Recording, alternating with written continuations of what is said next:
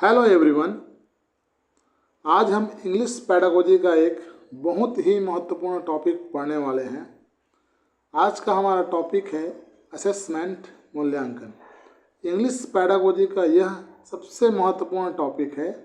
परीक्षा में इससे हर साल प्रश्न पूछे जाते हैं, इसलिए इसे थोड़ा ध्यान से समझिए।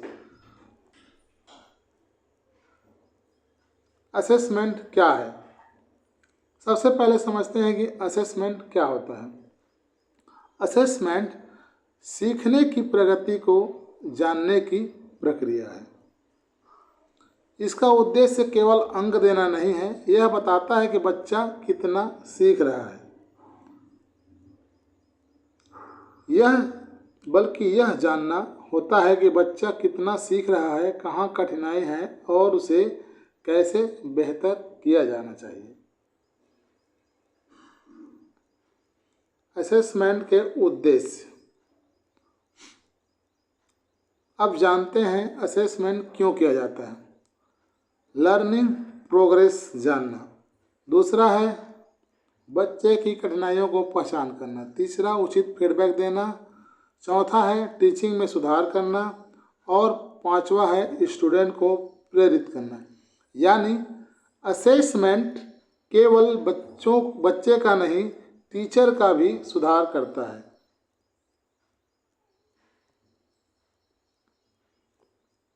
Language skills assessment.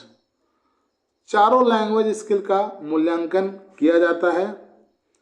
4 स्किल्स याद रखिए: listening, speaking, reading, writing. LSRW।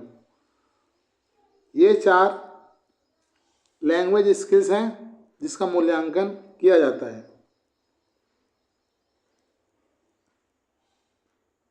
Types of assessment. अब आते हैं सबसे महत्वपूर्ण टॉपिक पर। असेसमेंट 2 प्रकार के होते हैं,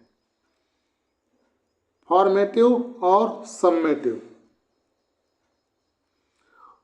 फॉर्मेटिव यह सीखने के दौरान किया जाता है। इसका उद्देश्य बच्चे में सुधार करना होता है सीखते समय, और इसका उद्देश्य होता है बच्चों में सुधार करना। दूसरा है सम्मेटिव असेसमेंट। यह अध्याय या सत्र के अंत में किया जाता है। इसका उद्देश्य फाइनल इवैल्यूएशन करना होता है। याद रखें, फॉर्मेटिव इम्प्रूव और सम्मेटिव रिजल्ट। फॉर्मेटिव बेहतरी के लिए किया जाता है और सम्मेटिव अंक देने के लिए किया जाता है। Assessment tools. अब प्रश्न आता है कि असेसमेंट कैसे करेंगे। इसके लिए कई टूल्स हैं: observation, oral test, written test, portfolio, checklist, project work और एक्टिविटी।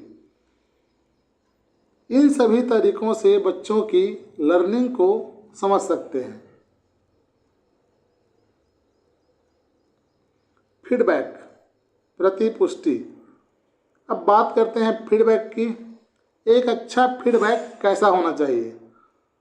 सकारात्मक हो यानी पॉजिटिव, समय पर हो, बच्चे को सुधार बताना चाहिए और प्रेरित करने वाला हो, मोटिवेट।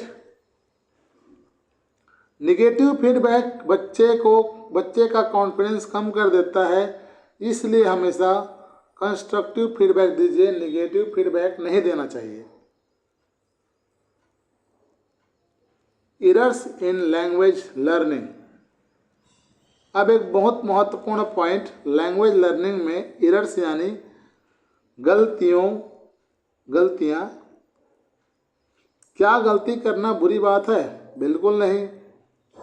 गलती सीखने की प्रक्रिया का स्वाभाविक हिस्सा है। टीचर्स को गलती देखकर बच्चों को डांटना नहीं चाहिए। शिक्षक को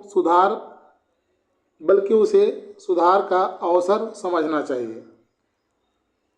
एग्जाम ट्रिक है इसकी: error learning opportunity, LO, learning opportunity.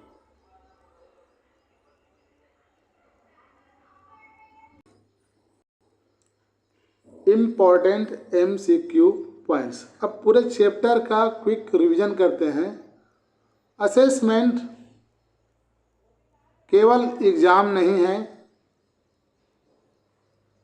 Assessment एक कंटिन्यूअस प्रोसेस है जो हमेशा चलता रहता है। लैंग्वेज असेसमेंट LSRW स्किल्स आती है।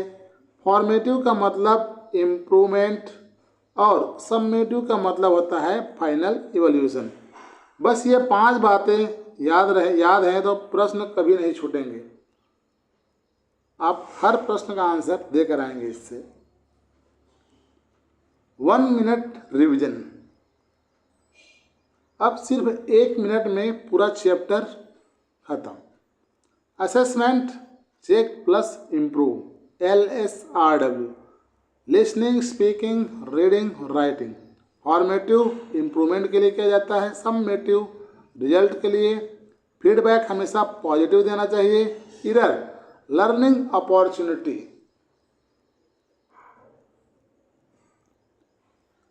पहला MCQ है, असेसमेंट का मुख्य उद्देश्य क्या है?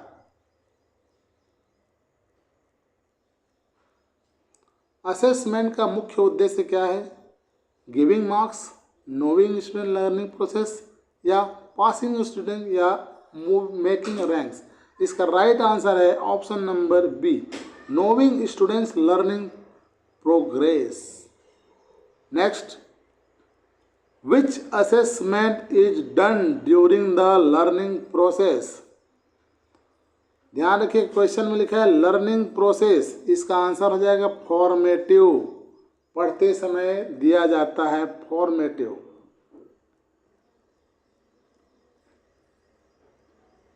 What does R stand for LSRW? R किसके लिए बना है? Reading.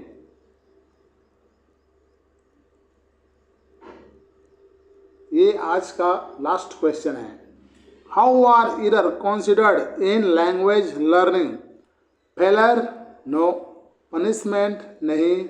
Learning opportunity is the right answer, option number C.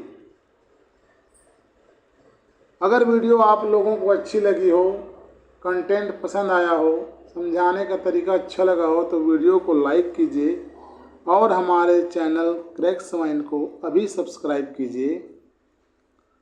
Next part का नोटिफिकेशन आप तक जल्द से जल्द पहुंचे, इसके लिए बेल आइकन को प्रेस कीजिए।